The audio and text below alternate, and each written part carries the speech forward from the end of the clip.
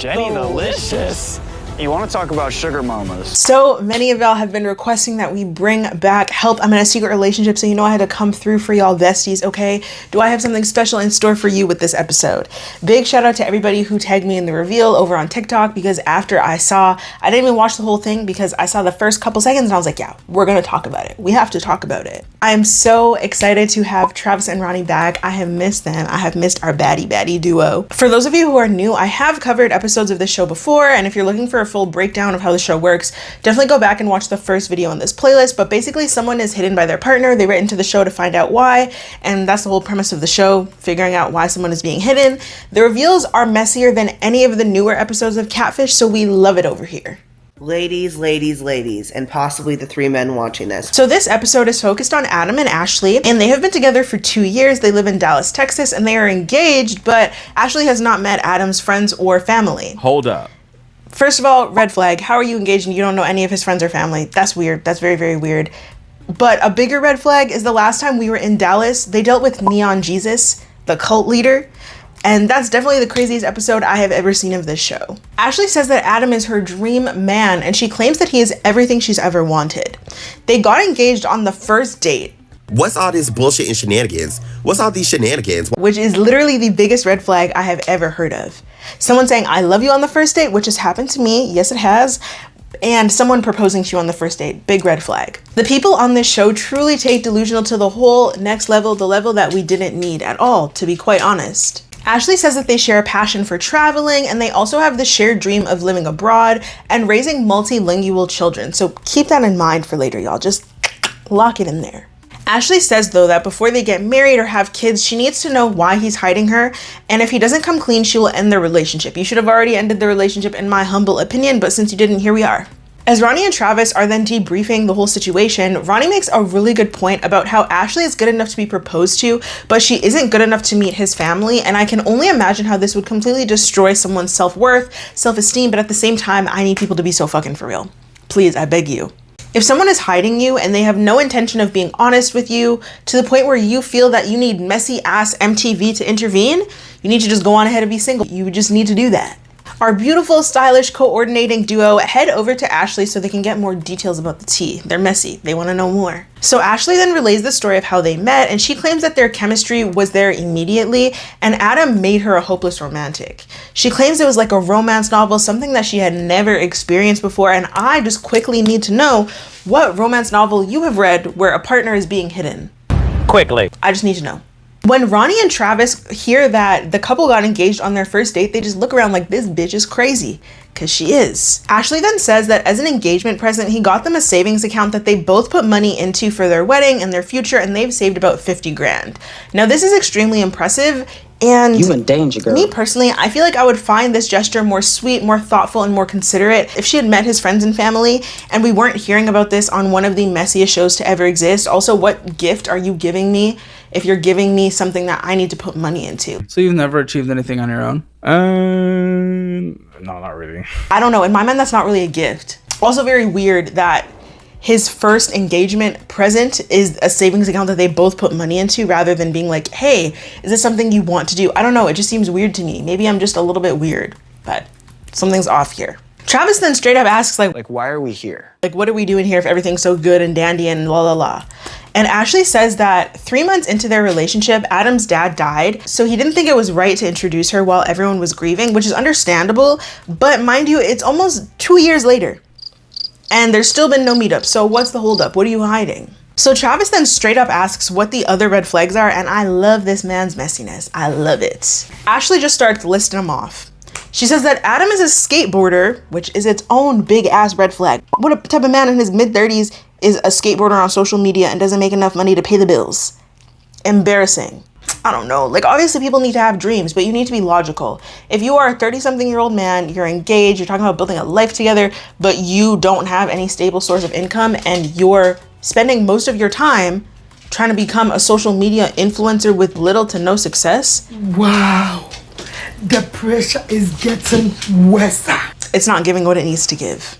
But anyways, Adam posts regularly on social media, but he has never posted Ashley. No! She says that she has never met his friends, and after he tore his ACL, she told him not to skate and kind of take it easy because obviously she's looking out for his best interest, his health and well-being, because why would you go skating when you just tore your ACL and you need weeks to heal? But he says that he doesn't bring her around because she brings down the skateboarding vibe. I'm about to beat this bitch up. She also says that in the past, Adam has essentially been a sugar baby, so she questions if Adam is just using her financially. Which, what the fuck? Being a sugar baby is not a red flag to me. I think it's a red flag to me if you have nothing to show for it. Say he was a sugar baby for the past 5 years. You don't have any savings? They didn't buy you a house? They didn't buy you anything of value that you could in turn sell? That's a red flag. Be a smart sugar baby if you're gonna be a sugar baby. But Ashley then reveals what might be the biggest red flag of all. She says that for a pretty significant portion of their relationship, she has been the breadwinner and he actually moved in with her not long after they got together and she provided financially for the both of them. Girl, wake up. Wake up. This man proposed to you because he was homeless and he was broke. It was not love, it was out of necessity. He had nowhere else to go. Be fucking for real. And now it's got me wondering how much of their savings she contributed versus how much of their savings he contributed, because I have a feeling she contributed a hell of a lot more. Ashley then says that about a week ago, Adam left his phone at home and he was getting a FaceTime from someone named Jenny. She doesn't know who the fuck Jenny is, so she answered it, and as soon as Jenny saw her, Jenny hung up on Ashley. Very sketchy, okay? All of these things to me are enough to end a relationship because it's showing that I can't trust you. But instead she decided to contact MTV, so that was her choice. If you like it, I love it, says a black woman who neither likes or loves it. But Ashley says that when she confronted Adam about it, he basically flipped the script and got mad at her for going on his phone and never addressed who Jenny is to him, which is very, very, very sketchy. I don't like that. I don't like that gaslighting mess. I don't like that. As Ronnie and Travis want to get started on the investigation, Ashley says that they should start by talking to her friend Charlotte, who doesn't like Adam. Travis says that they're going to find out who Jenny is, and after Ashley sends them Adam's socials, they head out. As they head out, Ronnie asks, "May I hug you?" Oh, yes. Nice to meet you. If it's okay to hug Ashley, and I thought that this was very sweet and very mindful. Not everybody is a hugger, especially with strangers, so I love that she was considerate enough to get consent before touching her. Ronnie and Travis debriefing outside of the Hidden's house will always be so funny to me because it's like you're within earshot. They can hear everything, they can see everything. Just get in the car and go somewhere else. But they take a peek at Adam's socials and they go to the comments of one of his posts and they see Jenny the Licious commenting hearts on the videos. Jenny the Licious. Jenny the Licious. Travis sees that comment and immediately says that Jenny is definitely a potential sugar mama, and I agree with a name like Jenny the Licious. So Ronnie then sends a message asking Miss Jenny the Licious to reach out to them. They also send a message to someone named Jaden, who looks like he's a good friend of Adam's because he's featured a lot on Adam's Instagram, and yet his fiance, the love of his life apparently, is not featured on his Instagram at all. We then get a message from Miss Sugar Mama Jenny, who says that Adam is her special little tool boy, so any friend of his is a friend of hers, and she'd love to chat about Adam. It's giving sugar baby. It's giving sugar baby 100%. Lord have mercy. Special little tool boy. I almost threw up in my mouth. Our Insta-worthy baddie duo then get to digging into the mess of it all because, child, we have only just gotten the background information and this is already a big fat mess. So they pull up on Charlotte and quickly and briefly fill her in, and Charlotte confirms that she has only met Adam twice, which is very sketchy to me because if that's your best friend and you're about to get married, why have you not met and like spent quality time with them? I don't know, that was just a little bit weird to me. But the first time that Charlotte and Adam met, Charlotte says that Adam got belligerently drunk. He made inappropriate comments about climbing Ashley like a tree, like basically talking about bending her over in front of her friend, and then Ashley picked up the tab for everyone's dinner. Brother, The red flags cannot be ignored at this point because why did you just get drunk on your girlfriend's dime? You're nasty. But Charlotte also then says, this is the real tea of this situation, okay? She says that she's a security guard at the county clerk's office. So she saw Adam come in one day, but he didn't see her. So she was in super stealth secret mode. She was spying on his ass. And Adam went up to the desk and asked for birth certificates, immunization records, then pulled out a wad of cash and handed it to the clerk. Which is like, where did you get this money from? Because you're broke. But Charlotte then says that these things are usually done. That's because you owe child support. And they want it to be off the record. Okay. Lord have mercy. So now this broke, middle-aged sugar baby skateboarder may have a baby himself? It's not looking good, brother. It is not looking good. So Charlotte never mentioned this to Ashley because she believes that Adam has to tell Ashley himself. While I can understand her logic, if you know this man is irresponsible and untrustworthy, I fear it might be a little bit ridiculous to expect honesty out of him in any capacity without any prompting. But that's just my take. Our baddie duo then thank Charlotte and they head out. The next day, Travis and Ronnie meet back up and they confirm that they haven't heard from Jaden or Jenny. Travis says that he's been doing some stalking and Jaden posted recently where he's at, so they decided to just pull up on him at the indoor skate park. Jaden doesn't seem shocked to see them, so to me that was a little bit sus, but he says that he hasn't met Ashley, but he thinks that Adam and Ashley are still together. He said that he isn't aware of any kids that Adam may have, but he doesn't flat out say like, yeah, no, there's no way that man has kids. He doesn't say that. Travis then spills the beans about why they're really there, which to me was really dumb. You are really dumb, for real. Because obviously Jaden is gonna go and tell his buddy Adam everything as soon as y'all leave. Jaden says he knows nothing about that lady Jenny, and he says that Adam isn't the cheating type, but then says that it is possible that Jenny is an employer of his because Adam recently came into a lot of money, and he apparently spent a big bag on buying his friends new goodies. What do you mean? Your fiance doesn't even have a ring, and you're buying your friends gifts. Ashley, I hate this for you. I hate this for you real bad, but if you like it, what could we do? But this also has me thinking back to the shared savings account that Adam had access to and could pull money out of at any point to spend on whatever he wanted because Ashley just blindly trusts him, even though she's never met any of his friends or family, so it's hard to gauge if someone's really trustworthy if you don't know if the people around them really trust them. But Travis then asks Jaden to keep all of this a secret. Jaden says he's definitely not going to do that. Sprinkle, sprinkle.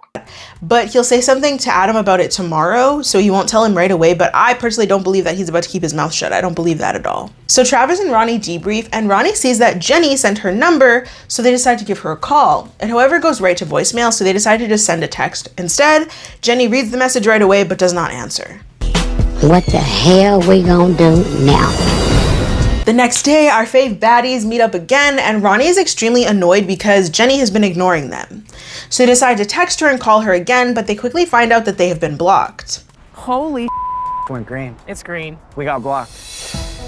This honestly checks out because they spilled the beans to Jaden right away and then expected him not to say anything, which I think was dumb.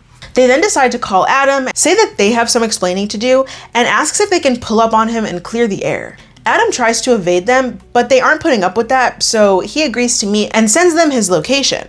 They head out to meet him, and it's about an hour away. They pull up at some random farm, and Adam does not seem happy to see them, like, at all.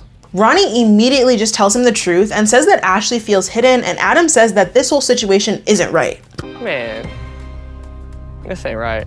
Adam, what's not right is hiding your so-called fiance and potentially using her for money. That's not right. Adam then says that this is ridiculous, Ashley is ridiculous, and calls her because he's frustrated with her, and it seems like fake frustration to me, or it could also be just him trying to like contain himself and not seem like the evil villain that he truly is, but hey, what the fuck do I know? So Adam tells her to pull up on them and drops the pin, and Ashley asks where the hell they are, and Adam says that he'll explain everything when she gets there, and as they're about to get into it, like bickering back and forth, Travis and Ronnie step in. Hey, Ashley.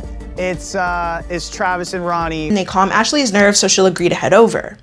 After they get off the phone, Adam says that they're just on a job site and tells them not to think about it too much. I personally am not buying that, but he clearly isn't the honest and forthcoming type, so I guess we'll just have to wait and see what tea he's about to spill. They really are in the boonies, and it's kind of scary. As Ashley pulls up, Travis heads over to talk to her while Ronnie talks to Adam, and Adam says that he would have wanted about 6 more months before coming clean. Ronnie says, what? Another 6 months? Well, who's to say that she would have stuck around for 6 more months? What are you talking about? Adam says that he's never been good with surprises, which clearly. After Ashley walks over back to Adam and Ronnie, he immediately says that he feels disrespected. And it's like, sir, don't come in this hot. You're hiding her and you feel disrespected? I don't know how she likes this man. I don't know how she even stands to be around this man. So they then walk over to some random area and they take a seat. Travis and Ronnie then start their little recap and they begin with their conversation that they had with Charlotte about the potential child support tea. Adam says that he was just trying to help someone take care of animals, vaccination and paperwork, and he doesn't have kids. This to me is confusing, but okay. Travis then gets into the dropping bans on his friends, and Adam says that he works as an influencer with a skateboard company, so everything he's given to his friends, he's been given for free to give away. But Travis then brings up Miss Sugar Mama Jenny, and Adam says that she's an old friend who is an employer, so it shouldn't be an issue, and he has no relationship with her, but never addressed what kind of relationship he had with her, because it is very much giving sugar baby. I don't care what this man says, it's giving sugar baby. I said what I said. But also the gaslighting is crazy because you're not even good at it. You just talk a lot. And Ashley is just stupid in love, so she's gonna believe almost anything you say at this point. But Ronnie then brings up his previous sugar baby situations, and Adam just takes deep breaths before saying this isn't how he wanted to do this, and doesn't address anything that Ronnie and Travis just said. Adam then says that he has been hiding Ashley because he has been spending the money that they have saved on this farm.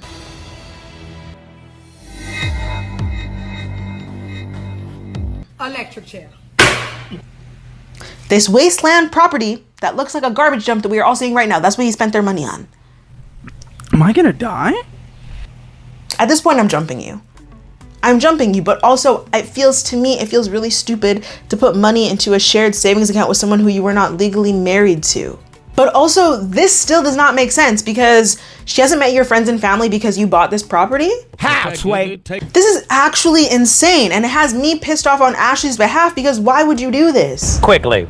It doesn't align with anything Ashley said that y'all were working on either, and it also shows that you are not trustworthy and you are not financially responsible.